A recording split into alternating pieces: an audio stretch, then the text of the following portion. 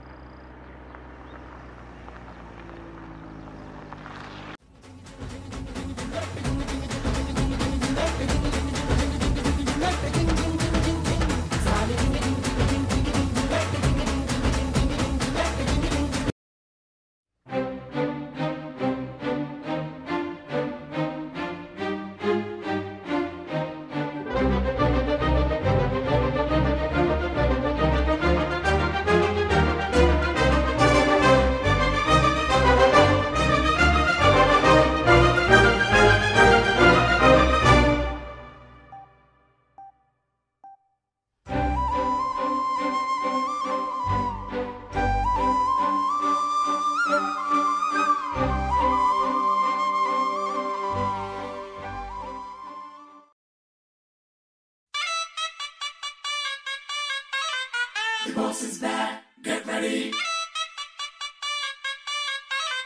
for deadly dance, get ready.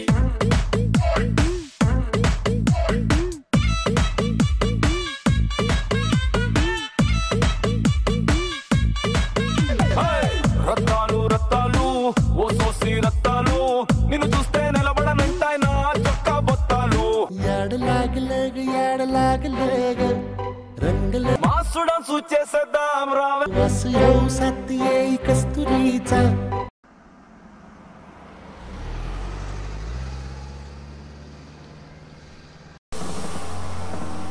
Babu, Agraharam ఇటేనా? ఇటేనండి. Just 4 కిలోమీటర్లు వెళ్ళి కుడి చేంపు తిరగండి. Thank you. అవును, ఎందుకు నువ్వెక్కడికి? మాది అగ్రహారమేనండి. అవునా, మరి రా దింపేస్తా. అబ్బాయి పర్లేదండి. పర్లేదురా.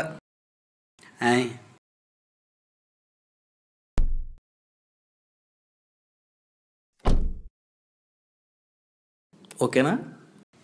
వెళ్దామండి.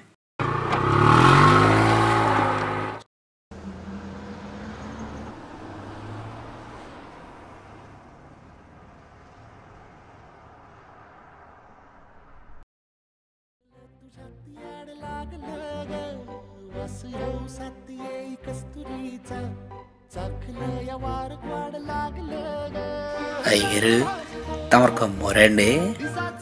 లేదు తమ్ముడు.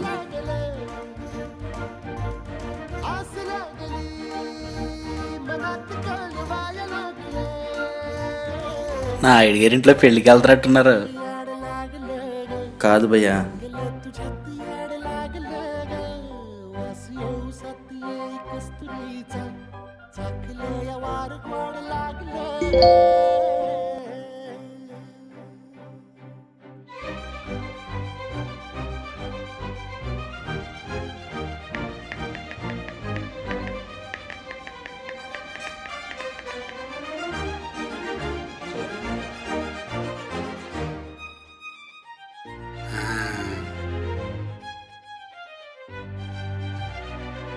ఇప్పుడు తెలిసిపోయింది అయ్యగారు, మీరు రాజులు. కాదు భయ్యా.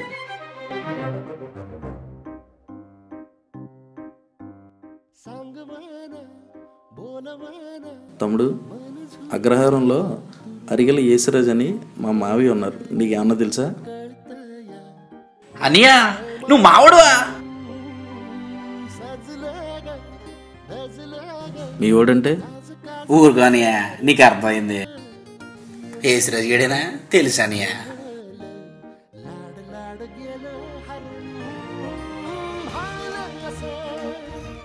उरात पालवाया लागले ते ओढला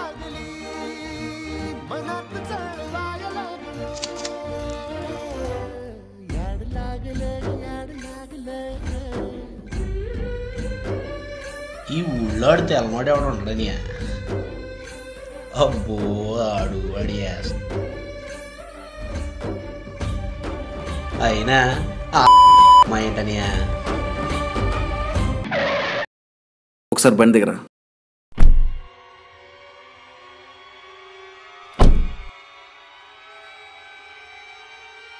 ఇట్రా.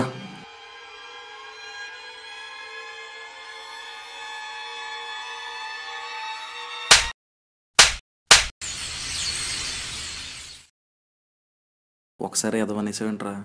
అంటే ఆడు తాగుపోతేని. ఇందాక వరకు మరి నన్ను అయ్యగారు అన్నావు. ఎవరో పెద్దోళ్ళ అబ్బాయి అనుకుని. పెద్దోళ్ళంటే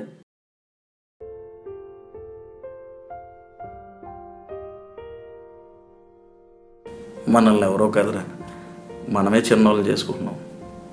మన వాళ్ళని మనమే గౌరవించుకోకపోతే వేరే వాళ్ళు ఎలా గౌరవిస్తారు చెప్పు.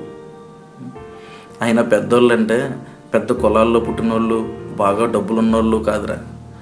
మనకన్నా ఒక్కరోజు ముందు పుట్టినా వాళ్ళు మనకన్నా పెద్దోళ్ళే. వాళ్ళని మనం గౌరవించకపోయినా పర్లేదు, కానీ తక్కువ చేసి మాత్రం మాట్లాడకూడదు. ఎవడది ఏ కులమో తెలుసుకోవాలన్న తప్పనెందుకరా? మనిషా మంచోడా వరకు తెలుసుకుంటే సరిపోదా? అయినా పసుపు జెండాలు, ప్రభాసు వాల్ పేపర్లు చూసి కులాన్ని అంచనేటువంటిరా దౌర్భాగ్యం. కాకపోతే అసలు 5 నిమిషాల్లో అటు ఇటు అయిపోయే రక్తానికి కులం ఏంటి చెప్పు.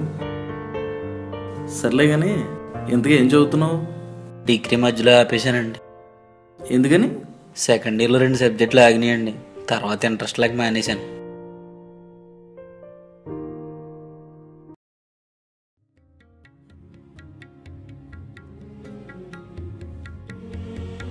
ఈయన్ని పెట్టుకోవాల్సింది ఇక్కడ కదరా, ఇక్కడ.